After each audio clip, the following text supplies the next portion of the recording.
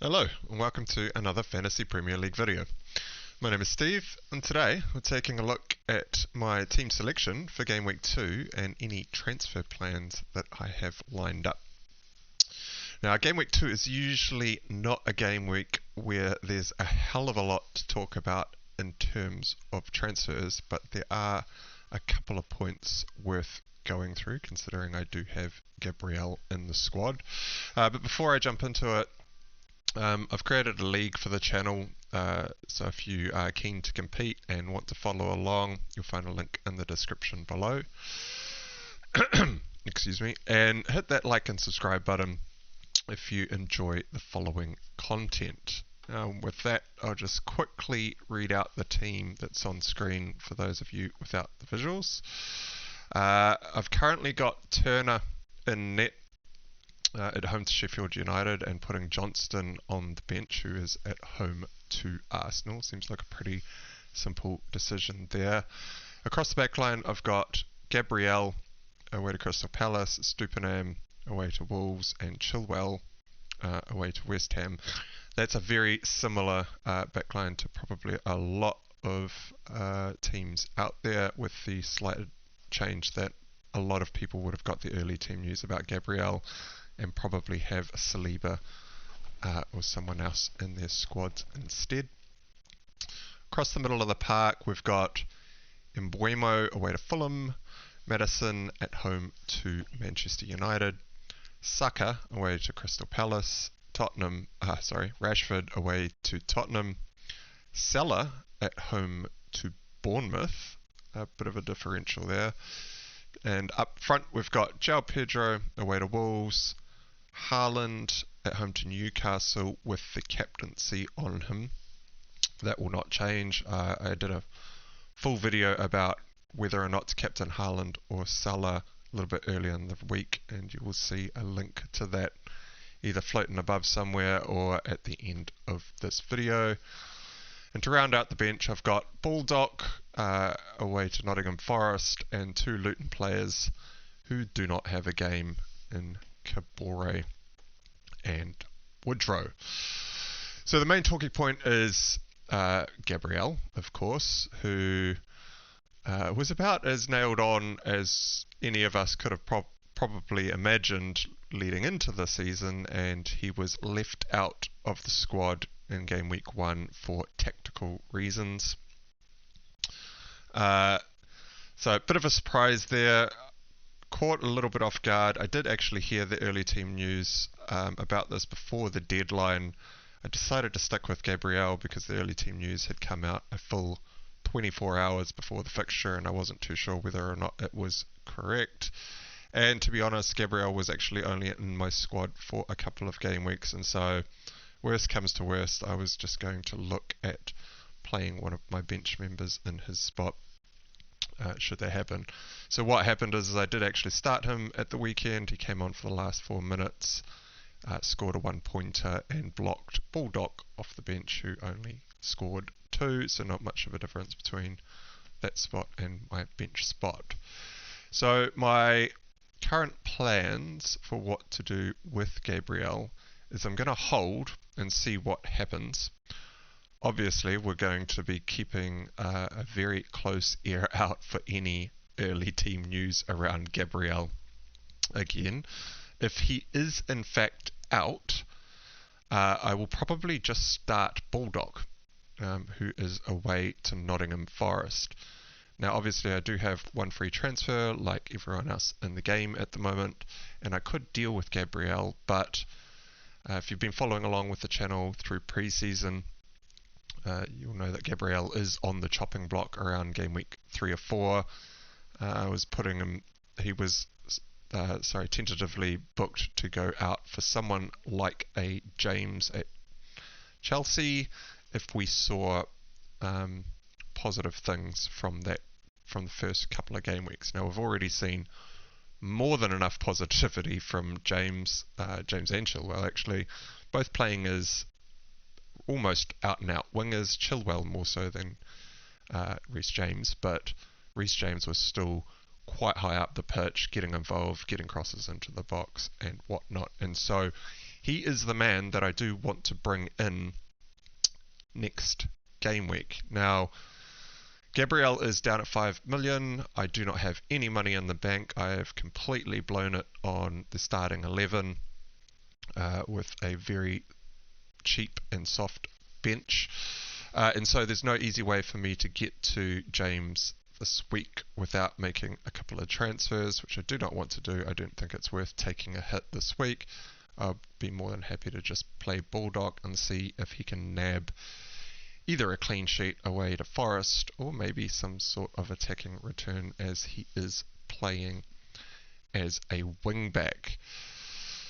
So the tentative transfer plans around Gabriel is I was looking at maybe doing a switch of both Gabriel and Estupinan, not next week, but the week after when Estupinan games start to turn.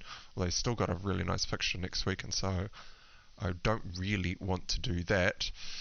But what we have seen in game week 1 is Areola has nailed down that number 1 spot at West Ham, and so we have 2 4.0 million keepers in the game that are starting. Now, my idea here is probably that I'm going to go Johnston down to Areola, which will give me 0.5 million in order to upgrade Gabriel to Reece James. Now that is exact funds. Areola is still at 4 million. Johnston is still at 4.5. Gabriel is still at 5 million, although he is trending downwards. And Reece James is still at 5.5 million, but is trending upwards. So either a drop in price of Gabriel or an increase in price of James or Areola will actually make this transfer dead and buried. And so I am probably looking to make a very early double transfer into game week 3, which is why this video is kind of my team selection and transfer plans, because I will probably end up making those transfers before I get a video out next week in order to catch the price rises. So considering we are talking about Gabriel, I thought I'd just weigh in with my 2 cents on a discussion that has arisen on Twitter and other places around the FPL deadline. And this has basically come about because a lot of people were caught off guard by, well, first of all, Stones, but that information did come out relatively early, so a lot of people were able to deal with that. But the Gabriel news came out about 10 to 15 minutes, maybe even less than that, before the deadline ensued. I think the servers struggled at that point. People couldn't get on, couldn't make transfers, and so the whole discussion around FPL deadlines has come up. The 2 main talking points that I can see here is obviously one, that the servers are crashing, and the other is early team leaks. So first of all, given that the early team leaks for Gabriel in this case came out a full 24 hours before the deadline and were in fact correct, there's literally nothing they can do with the deadline in order to stop this. Shifting the deadline around is not going to change anything. If it's coming out 24 hours before the deadline, it'll come out even before then. You will not be able to set a deadline in order to stop that from happening, and so I think that's kind of a bit of a moot point.